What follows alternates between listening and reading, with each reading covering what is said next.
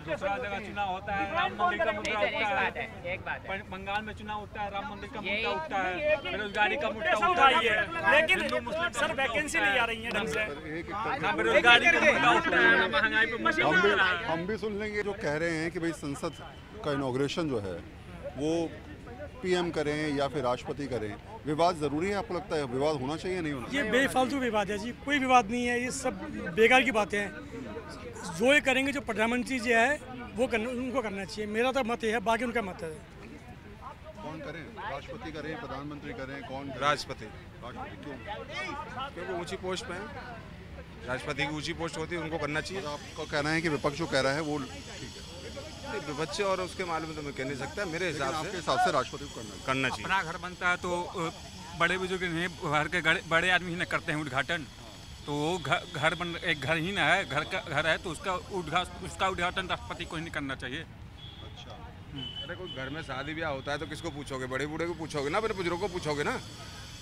पूछने का तो पूछा गया, तो एक तो घर है ना वो, कहाँ पूछा है, कहाँ पूछा है? राष्ट्रपति बनाया किसने? राष्ट्रपति जी आ रही है, बनाया किसने? कांग्रेस ने किया कि नहीं किया? फटकार लगा दी। विरोध किया हो उससे हमें मत नहीं, हमने तो उस सच्चाई का जवाब दे रहे हैं जो मेन चीज होनी चाहिए, राष्ट्रपति को करना चाहिए, बस हम कुछ नहीं जानते। ये नहीं है, बोलना नहीं जानते, ऐसी बात नहीं है, ऐसी बात नहीं है, राष्ट्रपति कोई कांग्रेस ने जितना बलिदान कांग्रेस ने दिया किसी पार्टी ने दिया नहीं। आज यहाँ खड़े हम कांग्रेस की वजह से। बात नहीं कहिए बंधु, ना सुनिए, वो बात नहीं है।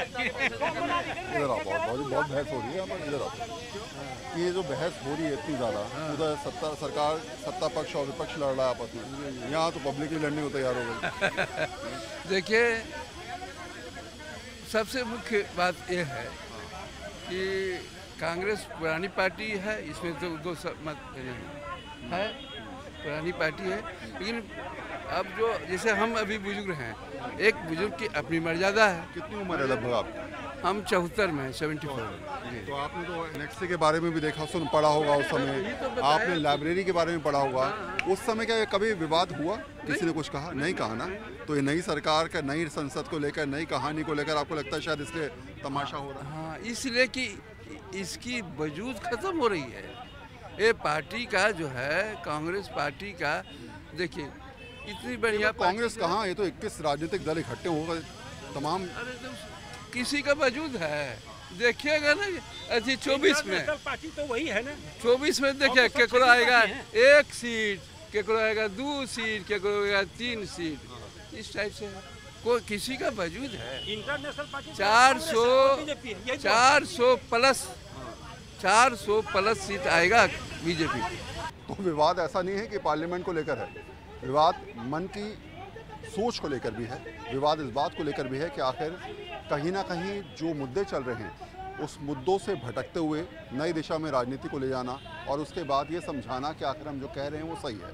शायद यही वजह है कि इस समय राजनीतिक गलियारों में सत्ता पक्ष और विपक्ष एक दूसरे पर कटाक्ष करते हुए नजर आ रहे हैं। आम जन क्या सोच रहे हैं वही हम जानने का प्रयास कर रहे हैं। सवाल सिर्फ इतना है कि संसद को लेकर आखिर बवाल क्या कारण?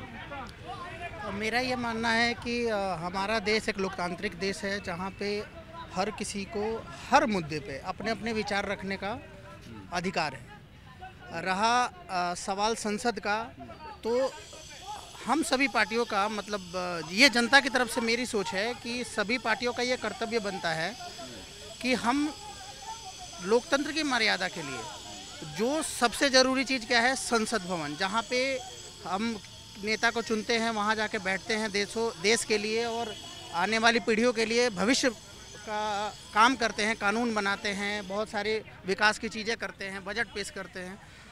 उस संसद भवन को लेके हम ऐसा कुछ ना करें जिससे जनता में हम ये संदेश पहुंचाने की कोशिश करें कि सरकार सिर्फ अपने बारे में सोचती है, सरकार सिर्फ अपना किया भुनाने की कोशिश करती है। मैं इस मुद्दे को इस नज़रिए से देखना चाहता हूँ। अच्छा, तो थोड़ा सा और आगे आते हैं क्योंकि बहुत शोर हो गया। आप भी आ जाओ।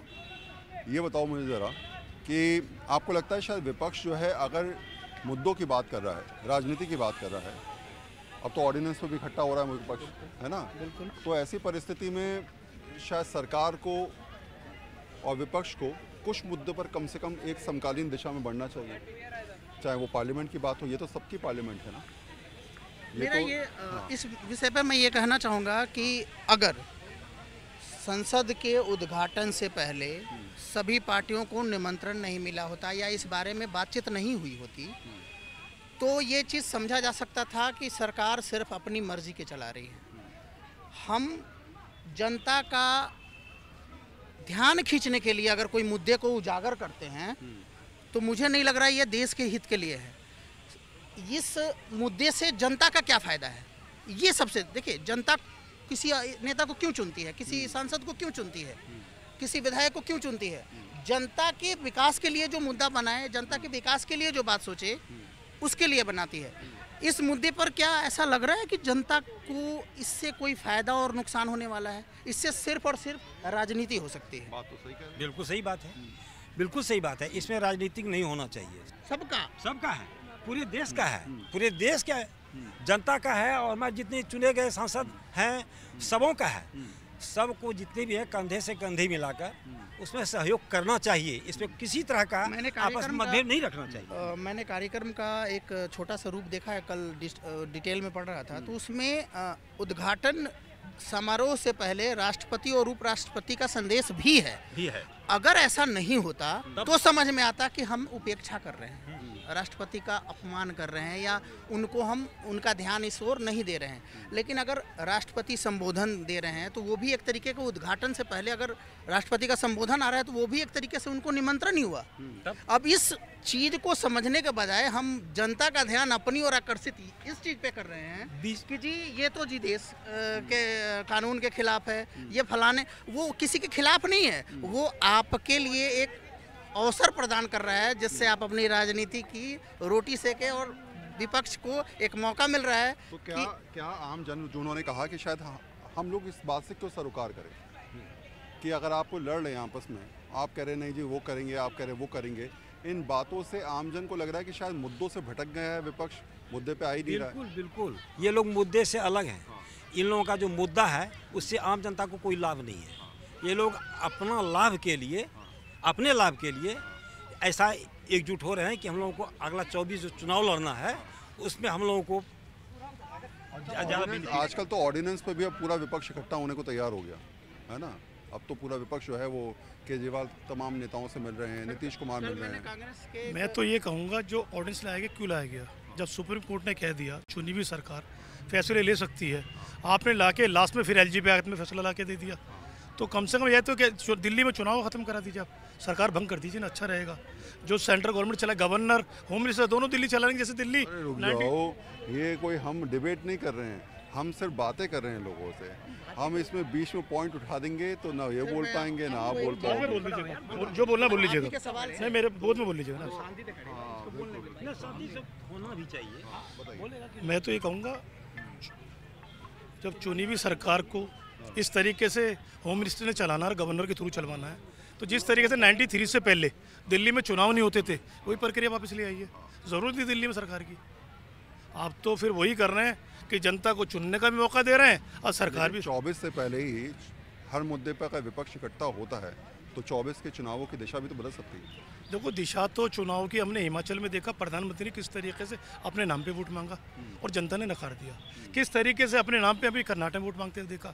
शायद ऐसी इतनी ताबड़तोड़ रैलियाँ हमने प्रधानमंत्री को लोकसभा के चुनाव में करते हुए नहीं देखा जो हमने भी कर्नाटक में देखी। तमाम मीडिया में चला चुनाव का मूड बदल गया, कर्नाटक को बदल दिया, प्रधानमंत्री ने बदल दिया, रिजल्ट आया तो सबके सामने था और बहुत बुरे हालात हो गए। अब बताओ